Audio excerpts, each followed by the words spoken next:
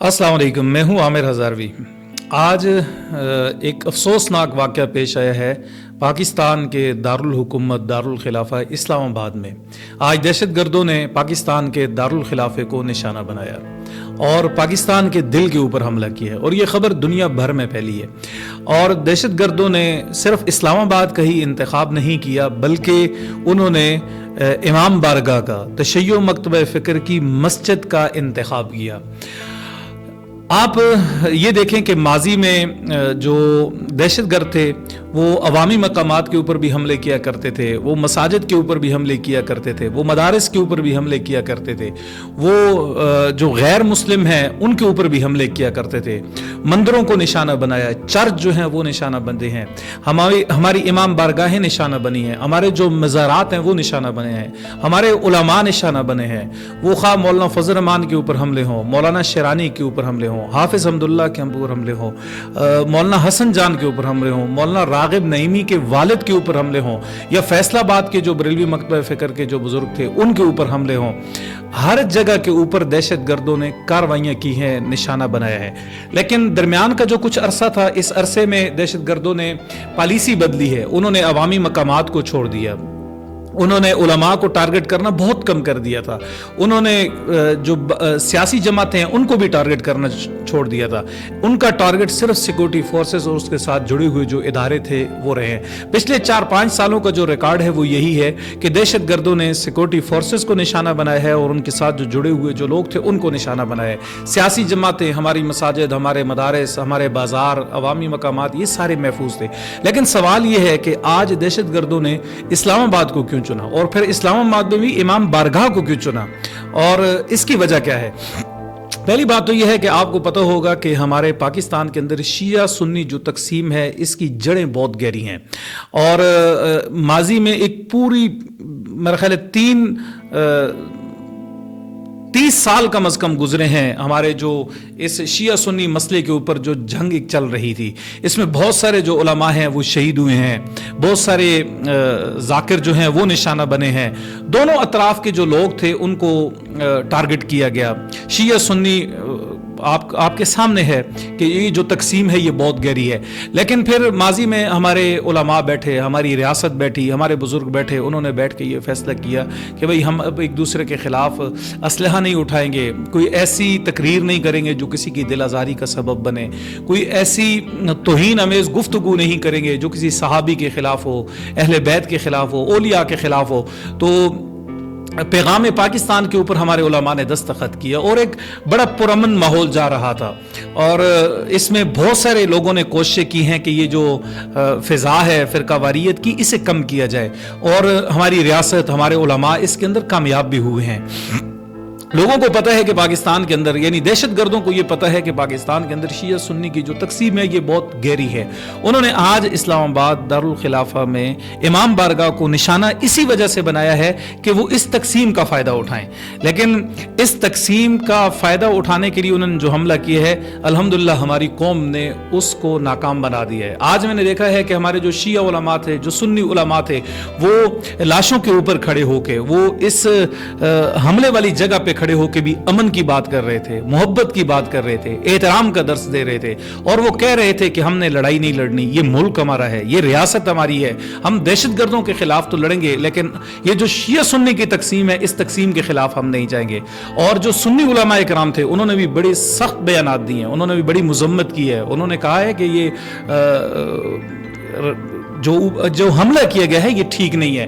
तो दुश्मन जिस तकसीम का फ़ायदा उठाना चाहता था तो वो आज अल्हम्दुलिल्लाह हमारे उलमा ने, हमारे लोगों ने, हमारे पाकिस्तानियों ने मिलकर इसको नाकाम बना दिया है। वो हमारी इस तकसीम से फ़ायदा नहीं उठा सके, वो इसको शिया सुन्नी की लड़ाई नहीं बना सके।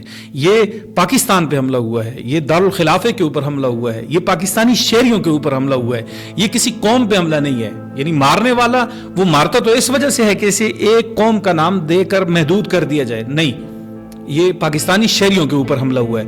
اور دوسری بات یہ ہے کہ انہوں نے اسلام آباد کا انتخاب بھی اس وجہ سے کیا ہے کہ اسلام آباد کے اندر اگر ایک پٹاخہ بھی پھٹ جائے تو اس کی خبر دنیا بھر میں پھیلتی ہے.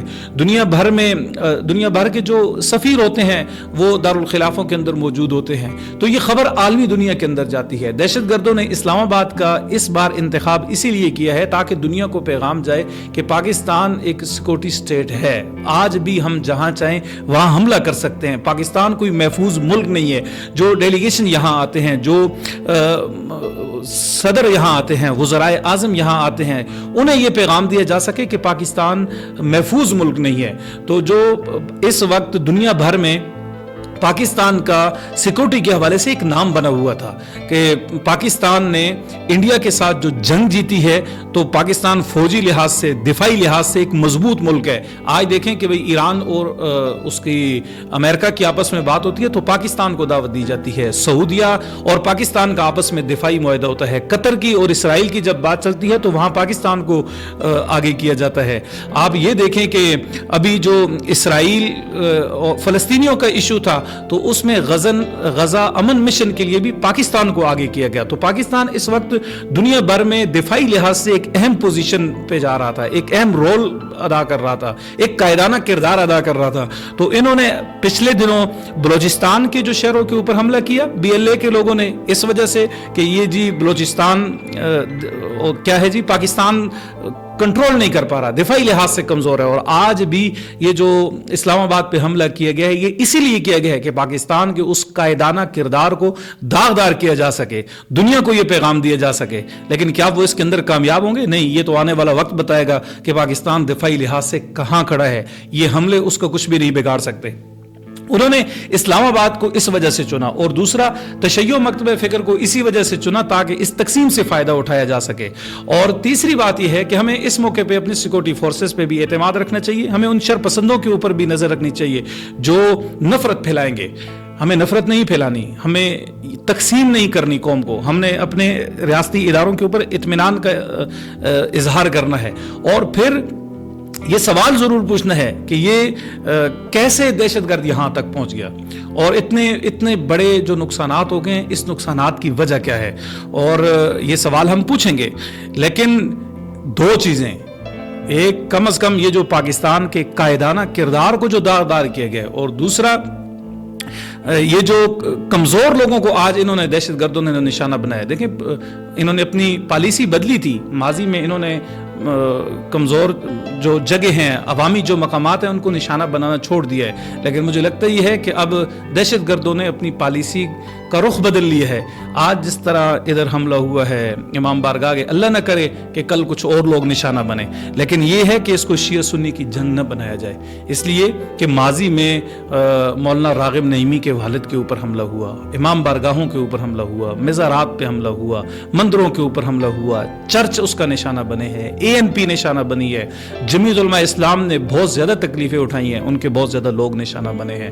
اور پھر جب جنگ پھیلتی ہے آپ دیکھیں کہ کوئی اپنا اٹھتا ہے, وہ اٹھ کے شمس الرحمان معاویہ کو بھی قتل کر دیتا ہے. ایک ہی دن میں علامہ ناصر عباس اور شمس الرحمان معاویہ کو ایک دن میں قتل کیا گیا, اور مارنے والے ایک ہی لوگ تھے. تو ہمیں اس تقسیم کی طرف جانے کے بجائے دشمن کے ارادوں کے اوپر نظر رکھنی چاہیے, اور ہمیں لڑنا نہیں چاہیے.